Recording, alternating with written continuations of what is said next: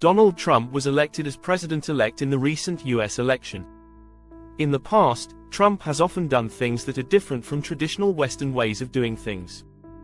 For example, during his previous presidency, he decided to pull the US out of or cut funding to many international organizations and institutions. Trump made a number of personal choices to leave or lessen our role in a number of these groups, some of which are based in the United States. These were some of the most important moves. Trump pulled the US out of the World Health Organization because he didn't like how it handled the COVID-19 virus and thought China had too much power. This was a big deal because the WHO is based in New York and has a lot of influential people in the field. Trump also pulled the US out of the Paris Climate Deal, an international deal to fight climate change. He said that it put too much of an economic load on the US. Trump also pulled US funding from the UN Relief and Works Agency for Palestine refugees in the Near East, which helps Palestinian refugees, and quit the UN Educational, Scientific, and Cultural Organization because he thought it was biased against Israel. This was a big change in US policy toward the Israeli-Palestinian conflict. Trump also pulled the US out of the Iran nuclear deal and put sanctions back on Iran, even though the agreement was made by a group of countries that included several US friends. Trump's latest stance has once again caused worry about NATO. There are many signs that he may try to make big changes within the group or even think about leaving if he can't work out a deal with other members that works for everyone. So what is NATO? Following the end of World War II, there were a lot of problems in the Cold War. Western European countries and the US were worried about the Soviet Union's growth and the spread of communism, so they came together to form the North Atlantic Treaty Organization in 1949. The 12 founding nations of the North Atlantic Treaty were all in Washington, D.C., on April 4, 1949, when it was signed. Italy, Denmark, France, Iceland, Italy, Loire Valley, the Netherlands, Norway, Portugal, the United States and the United Kingdom at their core Article 5 of a Mutual Defense Pact said that a gun attack on one member would be seen as an attack on all of them. This is still the case today. During the Cold War, NATO was a key part of Western defense against the Soviet Union. Its main job was to organize military activities. The alliance set up a single military leadership organization that included the supreme headquarters of the Allies in Europe. NATO quickly grew by adding Greece and Turkey in 1952, which strengthened its southeast flank. In 1955, West Germany joined, which led the Soviet Union to create the Warsaw Pact, which strengthened the Eastern Bloc and went against NATO.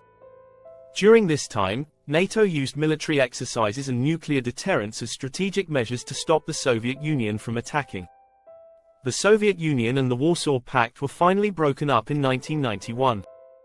NATO's goal changed over time, from fighting the USSR to handling a wider range of security issues. In 1994, NATO asked countries that used to be part of the Eastern Bloc to work together through the Partnership for Peace program. This was done to help make Europe more stable. Brand new NATO's first military actions in the Balkans, which were meant to keep the peace in Bosnia and Herzegovina and later to stop racial violence in Kosovo, showed how committed the organization is to handling crises. In addition to standard defense, NATO continued to grow into the 2000s, adding 7 countries that used to be part of the Soviet Union. Lithuania, Estonia, Latvia, Romania. NATO's lines got closer to Russia when it added Slovakia and Slovenia in 2004 and then Albania and Croatia in 2009. This happened during the September 11th strikes. NATO used Article 5 for the first time to back up the US, and its mission in Afghanistan quickly became its oldest and biggest war. Just for a moment, could you please do us a favor? If you like what we post, click the like button to help us even more. Post your thoughts and notes in the comments. Your participation helps us grow. Thank you. More and more, NATO is paying attention to new security problems, such as online dangers, terrorism, and hybrid warfare. Russia's 2014 takeover of Crimea and support for separatist movements in eastern Ukraine led NATO to increase its presence and readiness in Eastern Europe. Multinational battalions have been stationed in Estonia, Lithuania, and Poland to stop any further aggression and deal with hybrid threats. NATO has also made its internet security stronger and set up quick reaction teams. NATO has shown that it can change by consistently growing. North Macedonia will become the 30th member in 2020, and Finland will join in 2023. This is mostly because of Russia's aggressiveness in Ukraine.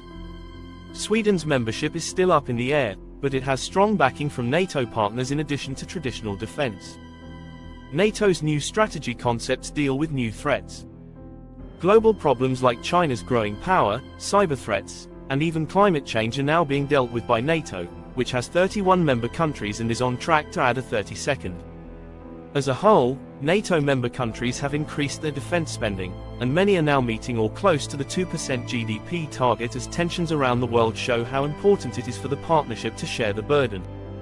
NATO looks to the future. NATO's 2030 plan shows that it is ready to adapt to a world that is changing quickly. It aims to deal with technology hybrid warfare and new kinds of disasters. During his 2016 presidential campaign, Donald Trump constantly said bad things about NATO, mainly about how much each member country spends on defense and the US's part in the alliance. Trump said that NATO was out of date because it wasn't prepared to fight terrorism and member countries weren't paying their fair share of defense costs. He also said that the US might not support friends who didn't pay their bills. At the 2017 NATO summit, President Trump attacked 23 of the 28 NATO countries for not spending the agreed-upon 2% of their GDP on defense. At the 2018 NATO summit, he said that this gap was unfair to taxpayers. Trump repeated his demand that NATO partners raise their defense spending, threatening to go it alone if other members didn't obey. He also suggested that allies aim for 4% of GDP spending on defense, which would double the current goal. Trump made these suggestions during his 2020 presidential campaign. Trump kept criticizing NATO, saying that the US was taking on an unfair amount of work. He said that NATO was taking advantage of the US and promised to leave if partners did not increase their defense spending at an event in February 2024. Trump meant it when he told a NATO leader that he would not protect their country if they did not meet their defense spending promises and would tell Russia to do whatever the hell they want. NATO officials said it hurt the alliance's overall security.